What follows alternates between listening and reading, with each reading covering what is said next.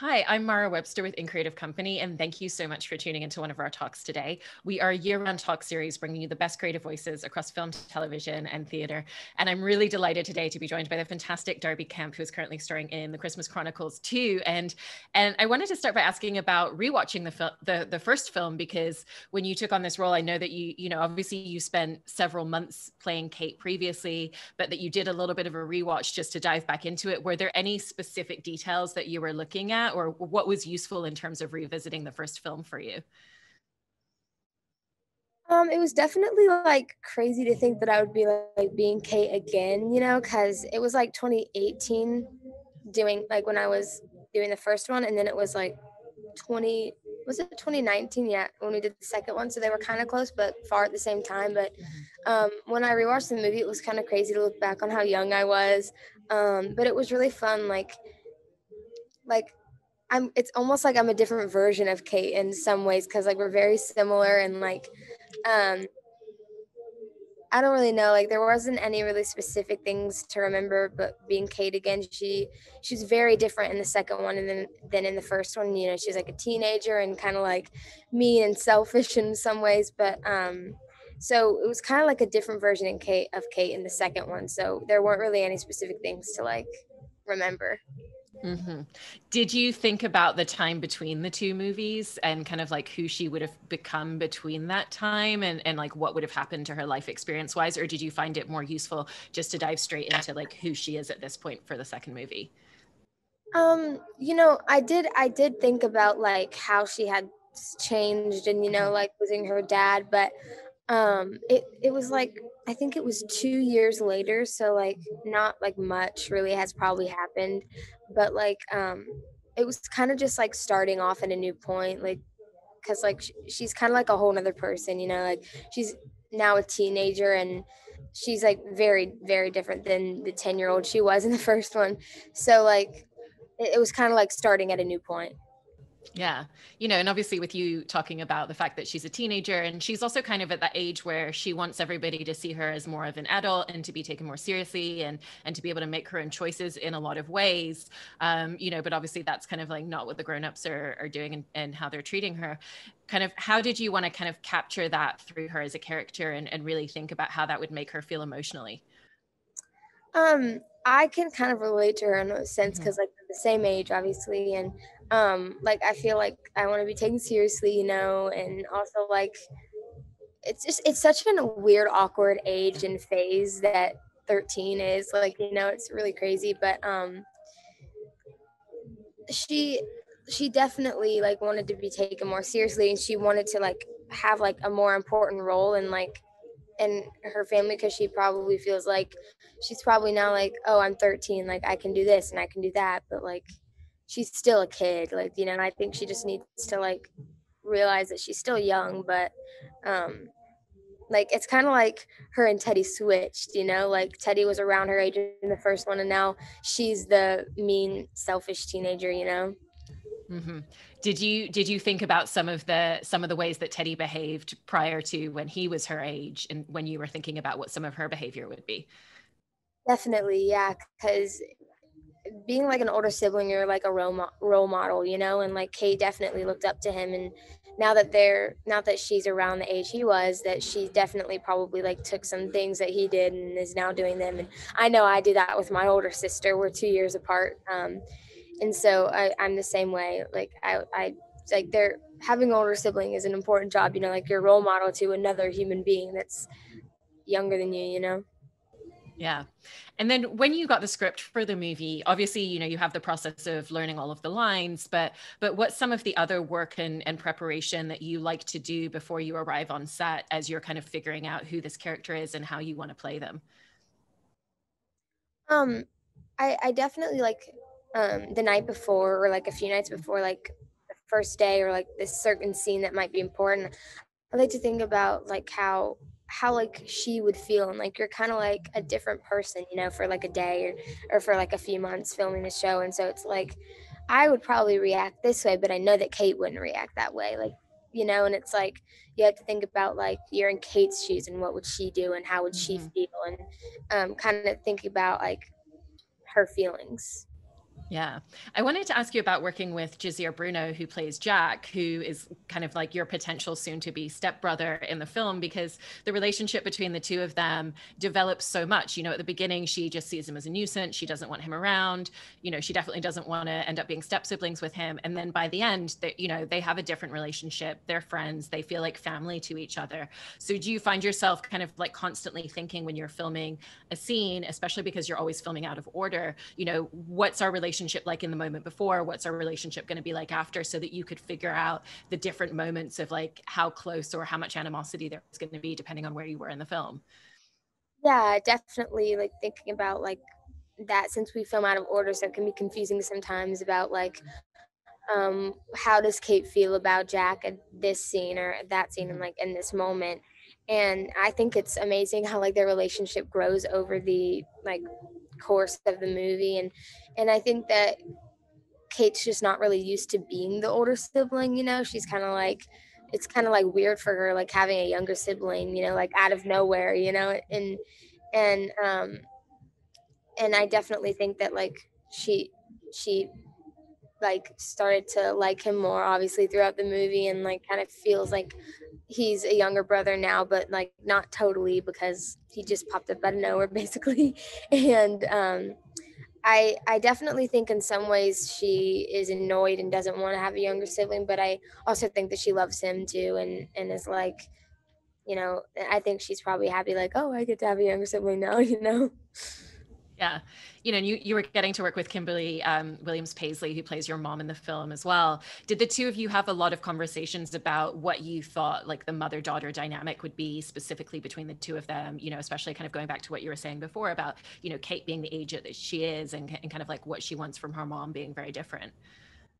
Yeah, in the first one, before we started filming, we actually went out to dinner, me, Miss Kim, and my mom, and we like talked, you know, like got to know each other, and also like talked about like the some of the scenes too, and we definitely became a lot closer throughout the film. She's such a lovely and amazing actress. I love her so much, um, and it's definitely like you got to think about how like Kate feels about her mom. You know, she's probably like in the second one, she's definitely like aggravated with her mom. She thinks she's moving on too fast, but in the end, like she loves her mom, and her mom loves her, and I think that she's just in the beginning of the second one, like she's not really thinking normally, like you know, like she's overwhelmed too with everything that's been happening, and kind of just like sad about her dad and like her mom meeting this new guy, but I really like their relationship too, because at the end I think it's so sweet how like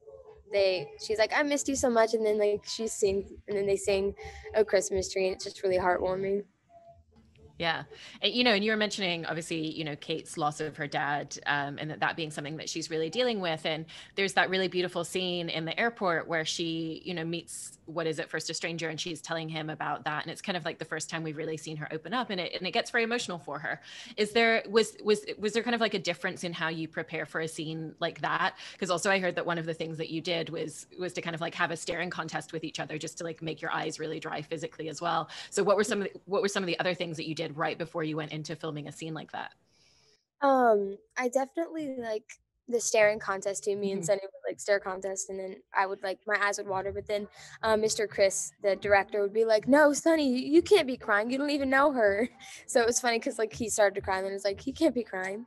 But I also I think about like some things that have happened in my life that may have made me emotional and like sad. And because when I did the first one, my dog died when I was filming and when I was out of town. So like when I did the first one, I had emotional singing. I also thought of that, and in the second one too. But I also prepare about like how what's been going on with in Kate's life and her mindset, and like thinking about how she would feel, and like because this is like a total stranger to her, and she doesn't even know it's her dad yet. And then when she does find out, it's like this is my dad, and it's like it's great for her to like finally say goodbye, you know, and um, I thought it was funny. I noticed that at the end, like how jealous Teddy would be that Kate got to say goodbye to her dad, and then Teddy's just over here like, seriously, I didn't get to say goodbye.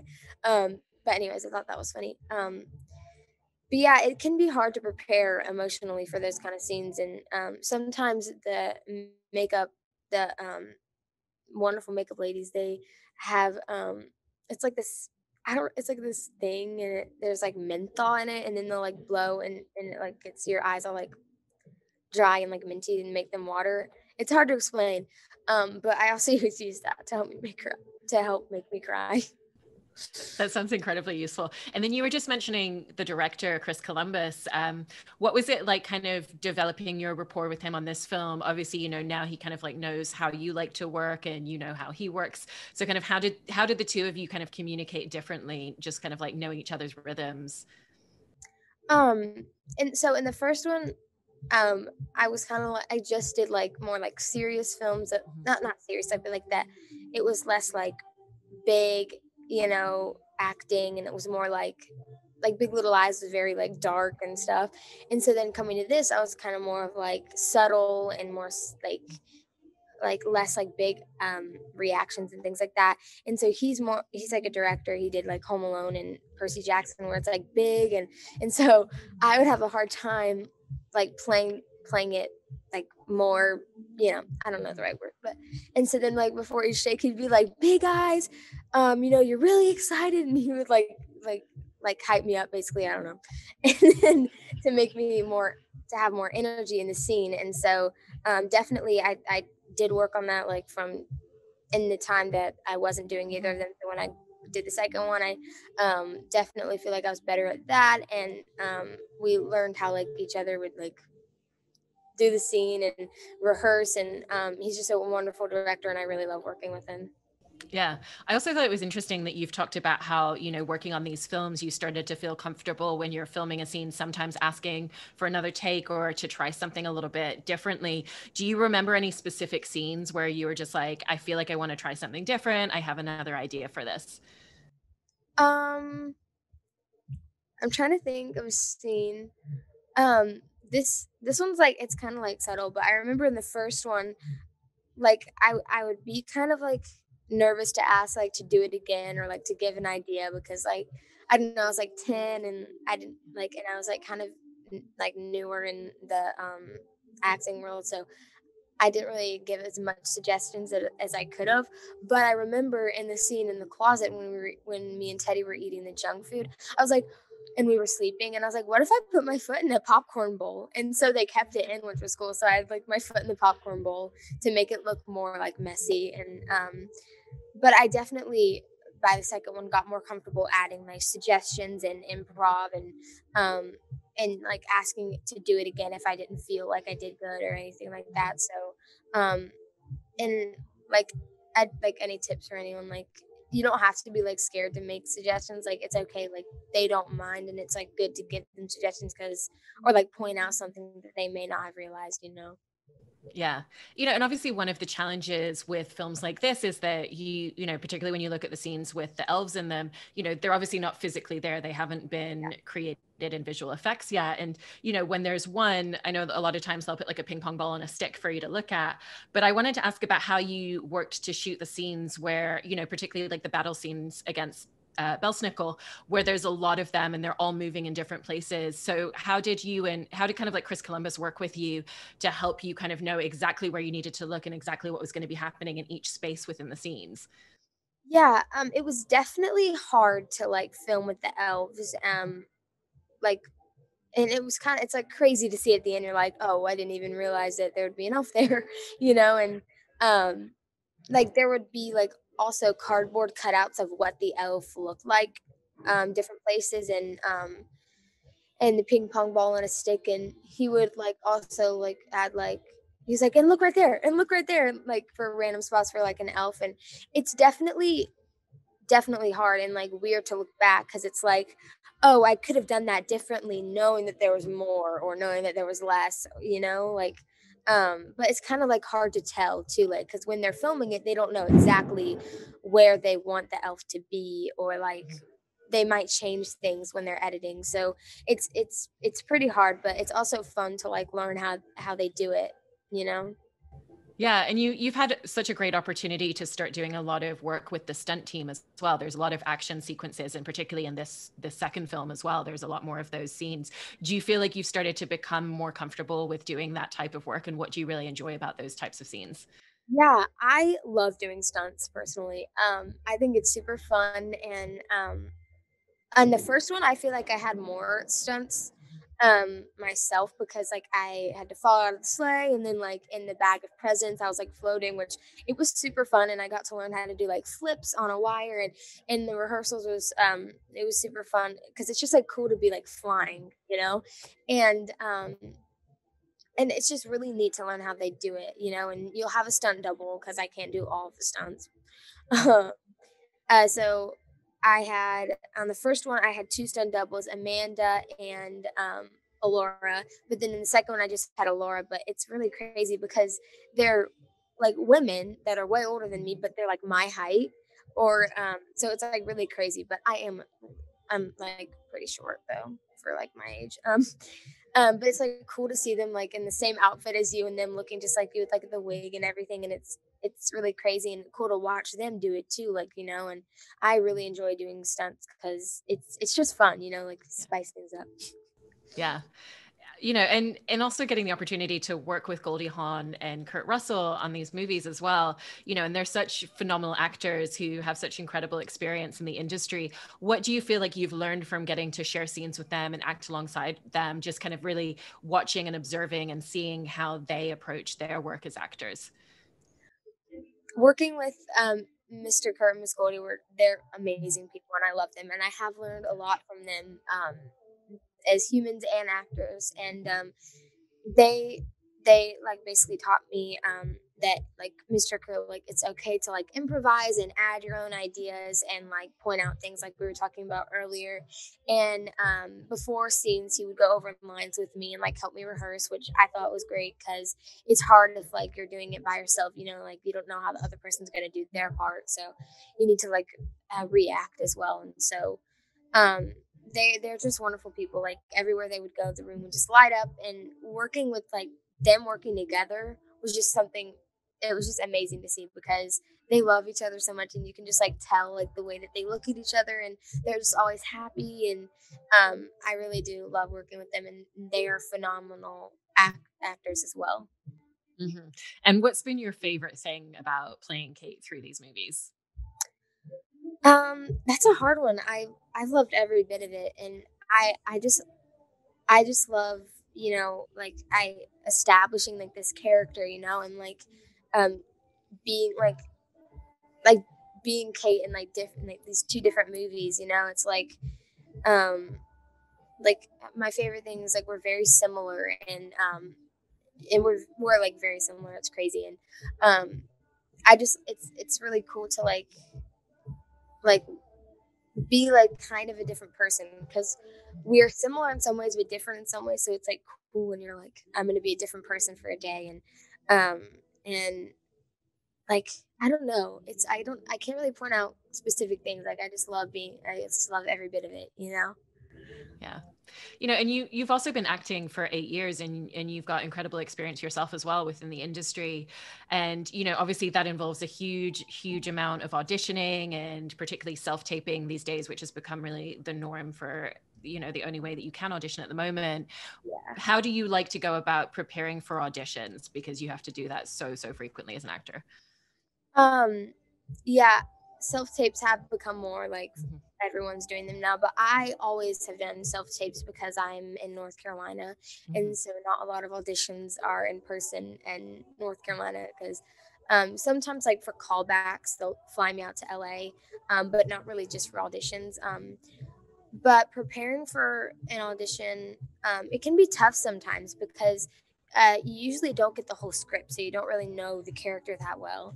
But if it's already like based off a book, like an established character, it's easier because you can like read the book or like look the character up and like find more about the character. And but when you don't like have any like sources to look at about this character, it's also kind of like you're making up your own version of the character too. It's like um, that's why they do auditions, like every like kid is going to do it a little bit differently, and it's cool to see like people's different versions. And um it's really fun doing auditions, and like being like just like pretend. It's just really fun to pretend, and that's another reason why I love acting. I like dressing up and like doing my makeup and like being someone else for a little bit. Yeah. Well, congratulations on all of your work on the film. And thank you so much for taking time out of your afternoon to talk with us all about this, Darby. Yeah, of course. Thank you so much. It was good talking.